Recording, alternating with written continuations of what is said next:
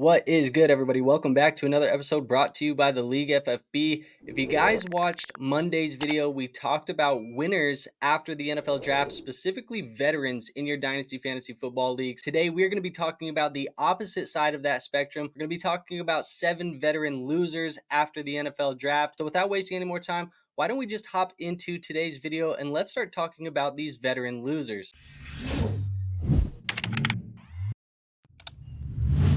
Now, the first player that I want to talk about in today's video is going to be James Conner, running back for the Arizona Cardinals. And the Arizona Cardinals, they drafted Trey Benson in the 3rd round of the 2024 NFL draft. Benson has been one of the most talented backs in the whole class. Since then, James Conner, he's gone from running back 35 to the running back 39 on keep trade cut. And Arizona was due for another addition in the running back room because James Conner, he's going to be 29 years old, doesn't have the cleanest resume regarding his health. And on top of that, Conner is going to be going into the last year of his deal. And this pick tells me that Arizona will likely be moving on from him at the end of this season. So even though James Conner has been excellent for our Dynasty Fantasy Football rosters, averaging 15.5 fantasy points per game in 2023, it does feel like his time as a Dynasty difference maker is coming to an end here very shortly. Now, the second player that I want to talk about is going to be Kyren Williams, running back for the Los Angeles Rams. And Kyren Williams had a major breakout in 2023. He averaged 21.3 fantasy points per game, which was the 2nd best in the NFL at the running back position. So an absolute dominant season from Kyren Williams. The problem is that a lot of the appeal for Kyren Williams was that he had a massive opportunity share there in Los Angeles. And the Rams, they went out, they drafted running back Blake Corum in the 3rd round of this NFL draft, took him out of Michigan. Doesn't necessarily mean that Kyren Williams is going to be irrelevant for fantasy football, but still the opportunity share that made him appealing will likely be lessened in 2024 and beyond. And not to mention that Kyren was likely due for some touchdown regression anyways, was likely probably overvalued by the Dynasty community in the first place. And touchdowns were Blake Corum's calling card at Michigan as well. So kind of a mix of bad things for Kyren Williams here. Now, since the NFL draft, Kyren Williams has fallen from the running back 6 in their rankings all the way to the running back 9. Not a major fall yet. I don't necessarily think the fall is over for Kyren Williams, but certainly a loser in this NFL draft process. Now, moving on to our next player, we are going to talk about Michael Mayer, tight end for the Las Vegas Raiders. And Mayer is by far one of the biggest losers, if not the biggest loser of this 2024 NFL draft process. He is the top faller on keep trade cut right now. This is a player who we really liked this offseason. I talked about him a lot as a potential year 2 breakout, kind of on a similar path as Trey McBride was in 2023. Now, unfortunately, we could have never predicted that the Las Vegas Raiders were going to double down on the tight end position. Obviously, they used an early 2nd round pick on Mayer in 2023. And then the Raiders, they went out and they selected Brock Bowers out of Georgia with their 1st round pick in 2024. So since that selection, Mayer has seen his stock fall from tight end 11 all the way to the tight end 20, putting him kind of in the same tier as guys like Isaiah Likely, Ben Sinnott, Jatavian Sanders, kind of in that group of tight ends right there. Now, as somebody who was targeting Michael Mayer in a lot of my leagues this offseason, trying to buy him low, I'm glad a lot of people weren't willing to sell him at that price because the future outlook of Michael Mayer certainly looks a lot murkier today than it did just a few months ago, and definitely one of the biggest losers in this process. Now, our next player we're going to talk about is going to be A.J. Dillon, running back for the Green Bay Packers, and Dillon is another major loser during this NFL draft process. During free agency, Dillon tested the open market, but eventually he decided that the best deal for him was to go back to Green Bay on a 1-year, $2.7 million deal. Now, not too long after that, the Green Bay Packers, they selected Marshawn Lloyd, running back out of USC, in the 3rd round of the NFL draft. They added him to this backfield here with Josh Jacobs and A.J. Dillon. And Green Bay has already mentioned that they want to help Marshawn Lloyd get on the field as much as possible as a rookie. So this certainly is not a good sign for A.J. Dillon. He has been fairly unimpressive during his time in Green Bay, and with the addition in this backfield, I really wouldn't expect much, if anything, out of A.J. Dillon in 2024 outside of a major injury to one of those other running backs. And A.J. Dillon's dynasty stock has fallen from the running back 59 to the running back 67 since the start of the 2024 NFL draft. Now, moving along, we are going to talk about Raheem Mostert, running back for the Miami Dolphins. And there is no doubt that Raheem Mostert was a league-winning pick for rosters in 2023.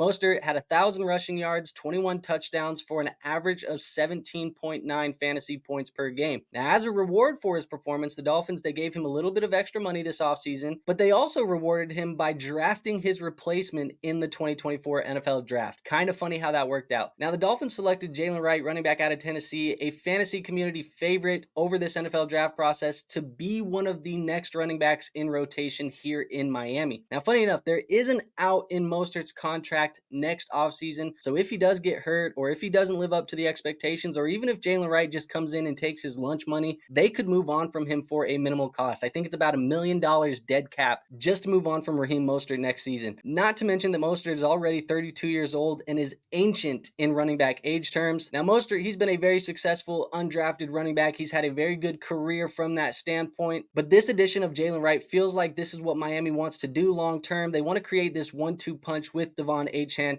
and Jalen Wright. And I think that's more so going to be the future of the Miami Dolphins. So it does seem like Raheem Mostert's time as a difference maker is going to be short here in Miami. Now, moving on to our next guy, we are going to talk about Cole Kmet, tight end for the Chicago Bears. And looking at Cole Kmet's value on KTC since the NFL Draft, you would think that nothing has happened to basically deem Cole Kmet as a loser in this process. There's been zero change in his KTC rank. However, we do know that the Chicago Bears, they did add another pass catching option in Rome Odunze with the 9th overall pick. Now, Kmet, he signed a 4-year, $50 million extension in 2023. This is going to keep him in Chicago through 2027. And my only issue with this, and why I feel like Kmet is a loser in this process, is because Kmet is now likely going to be the 3rd or the 4th pass catching option at best in this offense. Now, we know how hard it is for fantasy football tight ends to be successful when they have very little opportunity. And yes, there is a chance that Keenan Allen is out of Chicago after just 1 season, but still, it does just feel like Cole Kmet isn't going to be talented enough to thrive as a 3rd or a 4th option in this offense. And even before the additions of Keenan Allen and Rome Odunze, Cole Kmet wasn't really a big difference maker at the tight end position anyways. He was always kind of flirting with that tight end 10 to tight end 16 type of range. So definitely a guy that I'm not very excited about moving forward.